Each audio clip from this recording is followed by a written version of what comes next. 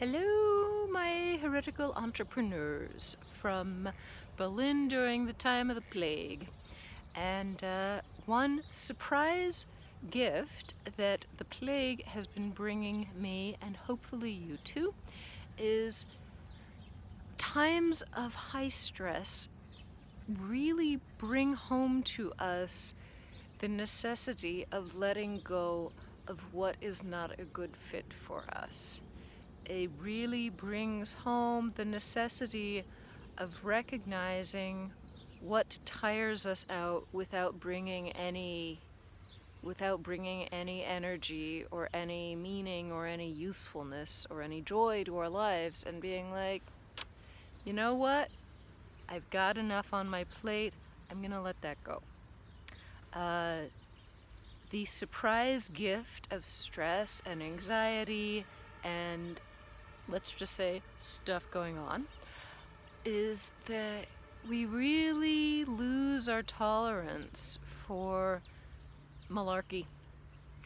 And one thing that I have been struggling with for a very long time, many years in fact, is there is a lot of well-intentioned and partially correct business advice out there for entrepreneurs who do their own marketing, that you have to produce valuable content. I'm sure you've heard that a trillion times, and I'm sure you're going to hear that a trillion times more. And that is partly correct. That is partly valuable. However, words and how we receive words often get in the way of the message behind them. And I know they do for me. And I can be stuck up for years, confused, because I hear what I hear from the word and not what the word really means. So today I invite you to never produce one iota of valuable content again in your entire life. And here's what I mean by that. Not only are we generally prodded to produce valuable content, but there's a special way. We're supposed to consistently produce valuable content. And for me personally, and you may also notice this in yourself, to me this creates a huge, overwhelming, exhausting burden of work.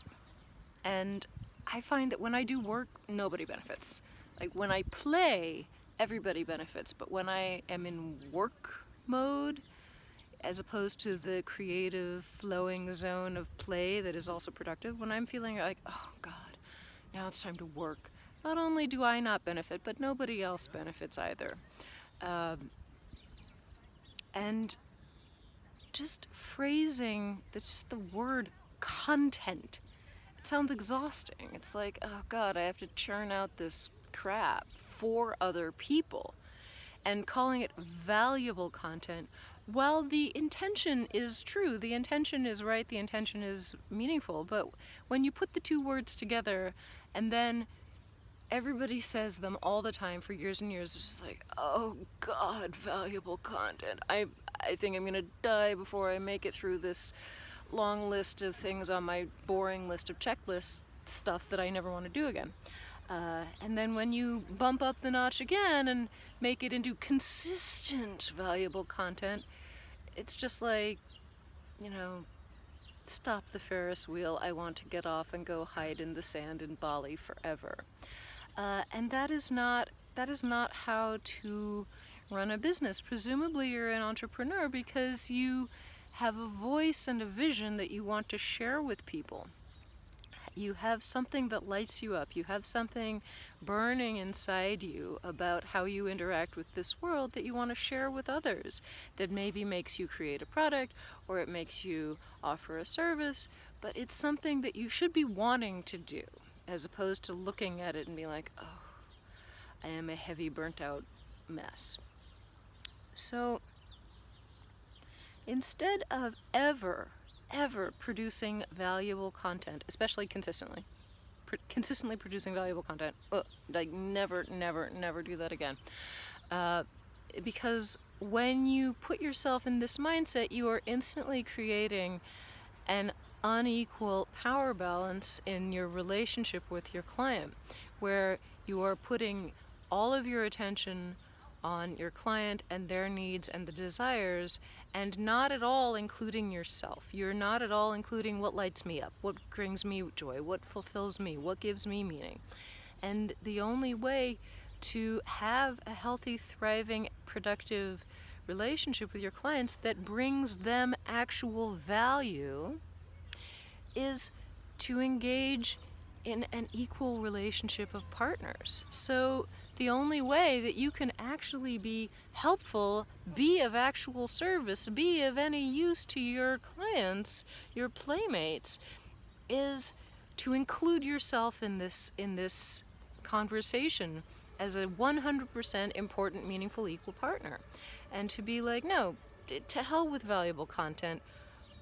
What is the story that I have to share? Think of Maya Angelou saying, I know why the caged bird sings. Sings because it has a song. Don't think of the other people and like, now I have to do this thing for them. No, that's just going to bring a sense of heaviness to your message. Think, what is my voice? What do I have to share? What is lighting me up? What inspires me? What is something that needs to come out? What is a conversation I need to engage in? Because if you come at it from that way, then that is the energy that you will be bringing back from your clients, and you will be engaging in a productive, flowy, awesome, groovy, mutual conversation of equals from which only good can arise. And at last, I leave you with a thought from Alan Watts, the great Alan Watts. He said, be of service like the mountain stream. The mountain stream is incredibly useful to the world, and the weary, hot, tired traveler walks by and, takes a drink of the fresh, sparkling waters, and it's frickin' amazing. But that's not, the mountain stream was not put here expressly for that one moment. The mountain stream was not put here on this earth expressly to give weary travelers drinks. That's just one of the many services it fulfills, and its true way of being of service is just to be a mountain stream, to be uniquely itself, and to be on its own journey of discovery and its own journey of evolution and its own selfness. This is how you as an entrepreneur can provide true value and true content to your clients in a way that will actually feed them. And if you choose, instead of thinking about consistently doing anything, to instead get in touch with that fire inside you that needs to be shared, guess what? Incredibly enough, the content will be consistent, because you're just going to keep needing to share that thing that you need to say, that vision that you need to communicate. As long as you think about the fire inside, it will come out exactly as you need it to, and it will be of value to your clients, and it will be of value to you. So go forth, never consistently produce valuable content again. Instead, find the fire that you need to share and share it, and it will be awesome. Good luck.